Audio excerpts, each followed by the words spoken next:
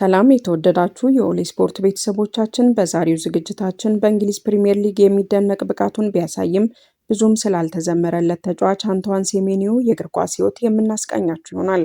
በሙሉ ስሙ አንቷን ሴሎርም ሴሜኒዮ የተወለደው እንደ አውሮፓውያን አቆጣጠር በ2000 ዓ.ም ጃንዋሪ 7 ነው። አሁን ላይ ዕድሜው 25 ዓመት ሲሆን የትውልድ ቦታውን በቼልሲ ከተማ እንግሊዝ ውስጥ ነው።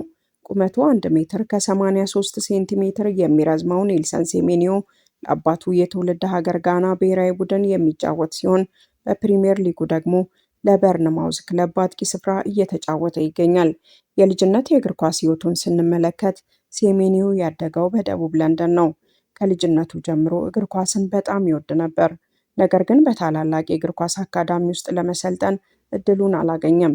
ከዚያ ይልቅ በትንንሽ የእንግሊዝ ሀገር ውስጥ የታዳጊ ቡድኖች ተጫውቷል። አባቱ በጋና ውስጥ እግር ኳስ ይጫወት ነበር። ይህም ለእርሱ ትልቅ መነሳሳትን ፈጥሮለታል። እናቱ ፈረንሳዊት ስትሆን ይህም የእግር ኳስ ሕይወቱን አሁን ያለበት ደረጃ እንዲደርስ እንደረዳው ይናገራል። ሴሜኒዮ በብዙ ክለቦች ሙከራ አድርጎ ሊቀበሉት ባለመቻሉ በመጨረሻ እግር ኳስ መጫወት ሊያቆም ተቃርቦ የነበረ ሲሆን ሙከራ ካደረገባቸው ክለቦች መካከል አርሰናል፣ ቶተንሃም፣ ሚሊዮል እና ክሪስታል ፓላስ ይጠቀሳሉ። በኮሌጅ ውስጥ በነበረው የእግር ኳስ ፕሮግራም ዴቭ ሆካይዳ የተባለ አሰልጣኝ የወጣቶች እግር ኳስ ክለብን እንዲቀላቀል ረድቶታል። በዚህም ምክንያት ወደ ስፖርቱ ለመመለስ ችሏል። በዚህም ምክንያት ለብዙዎች የስኬት መንገድ አንድ ብቻ ለመሆኑን ማሳየት ችሏል። ከዚህ በኋላ ሴሜኒዮ እንደ አውሮፓውያን አቆጣጠር በ2017 የብሪስቶል ሲቲ አካዳሚን ተቀላቀለ። በ2018 ፕሮፌሽናል ተጫዋች ሆነ። ከዚያ በውሰት ወደ ሌሎች ክለቦች አመራ። ከነዚህ መካከል ለባስ ሲቲ በ14 ጨዋታዎች ተሰልፎ 3 ግቦችን ማስቆጠር የቻለ ሲሆን ከዚህ በተጨማሪ ለኒውፖርት ካውንቲ እና ሰንደርላንድ በውሰት ተጫውቷል።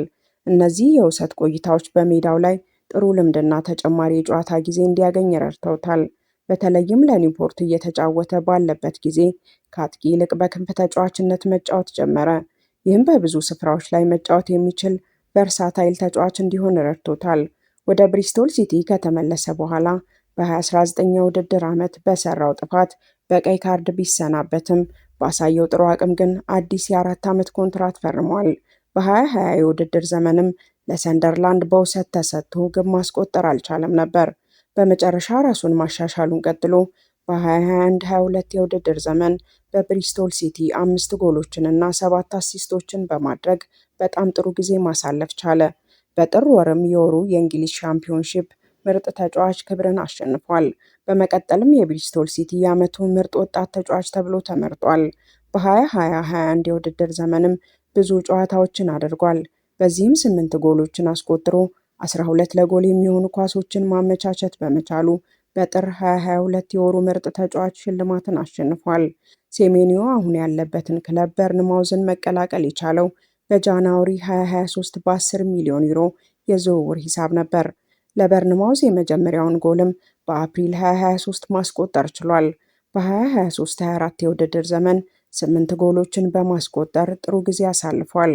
በ2024-25 የውድድር ዘመን እንደ ማንቸስተር ሲቲ እና ማንቸስተር ዩናይትድ ባሉ ትልልቅ ቡድኖች ላይ ጨምሮ በአጠቃላይ 11 ጎሎችን አስቆጥሯል። ባሳለፍነው የፈረንጆቹ ጁላይ ወር 2025 በበርንማውዝ ኮንትራቱን እስከ 2030 አራዝሟል።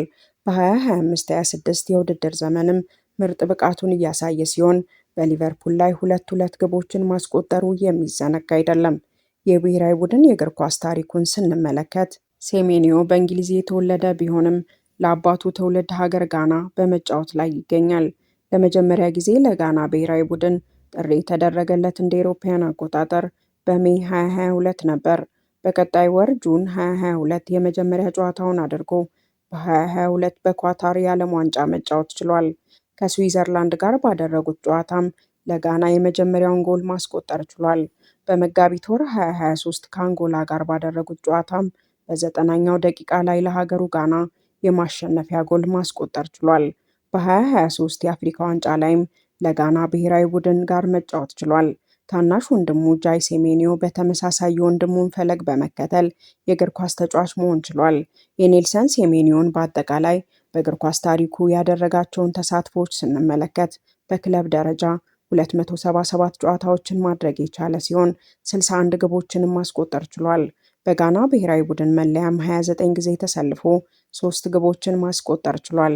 ይህንን ድንቅ የቀይ መስመር ተጫዋች እስካሁን ድረስ ታላላቆቹ ክለቦች እንዴት ሊያስፈርሙት እንዳልፈለጉ ጥያቄ የሚፈጥር ሲሆን፣ አንዳንዶች አስቀድሞ ከበርንማውዝ ጋር ውል ስላራዘመ ወይም ከሌሎች ክለቦች አጨዋወት መንገድ ጋር ተስማሚ አጨዋወት ስለሌለው እንዲሁም የውል ማፍረሻ ገንዘቡ ከፍተኛ እንደሆነ ስለሆነ ሲናገሩ፣ በእሱ አቅም ደረጃ ከማይመጥኑ ሌሎች በትልቅ ገንዘብ ከተዘዋወሩ ተጫዋቾች አንጻር ግን ለዚህ ድንቅ ተጫዋች ዝውውር አለማድረግ የተሳሳተ እንደሆነ አዲሱ የውድድር ዘመን እያሳየን የመጣ ይመስላል።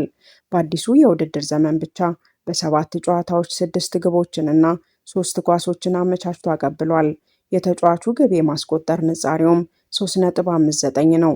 ይህ ድንቅ የመስመር አጥቂ ተጫዋች አሁን ከጋና ብሔራዊ ቡድን ጋር ለሀገራት ጨዋታዎች አብሮ የተጓዘ ሲሆን የሚያሳየውን ብቃትና የወደፊት መዳረሻውን አብረን የምንመለከተው ይሆናል። ለዛሬ ያስናቸው ስፖርታዊ መረጃዎች እነዚህን ይመስሉ ነበር። ስትከታተሉን ስለቆያችሁ እናመሰግናለን። መልካም ቀን ተመኘን። ድጋሚ ያገናኘን። ኖስፔሞስ